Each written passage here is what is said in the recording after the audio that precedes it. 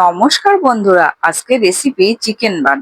1 চামচ মতো ইস্ট আর সামান্য পরিমাণে জল আর চিনি নিয়ে এটাকে 1 ঘন্টার জন্য ভিজিয়ে রেখেছিলাম। তারপর ময়দা নিয়ে নেবো 1 কাপ মতো, তার মধ্যে সামান্য লবণ আর গুঁড়ো দুধ নিয়ে একটু রিফাইন তেল দিয়ে একটু মিশিয়ে নিয়ে তার মধ্যে ইস্ট গুলা জলটাকে আমি ঢেলে দিয়ে ভালো করে মাখিয়ে 2 ঘন্টার জন্য রেখে দেবো। 2 ঘন্টা পর দেখো কত সুন্দর ফুলে উঠেছে। এবার এটাকে আমি চটকে নিয়ে লেচি তৈরি করে 15 মিনিট রেস্টে দিয়ে দেবো। কড়াইয়ের মধ্যে তেল দিয়ে তার মধ্যে পেঁয়াজ আর রসুন কুচি দিয়ে ভেজে নিয়ে জিরে গুঁড়ো, লঙ্কার গুঁড়ো, লবণ দিয়ে একটু ভালো করে কষিয়ে নিয়ে তার মধ্যে মাংসের পিসগুলোকে দিয়ে একটু কষিয়ে নামিয়ে রাখবো।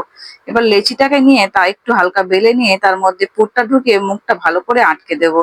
আটকে রেখে দিয়ে তার উপরে আমি কিছুটা দুধ লাগিয়ে তার মধ্যে তিল লাগিয়ে দেবো।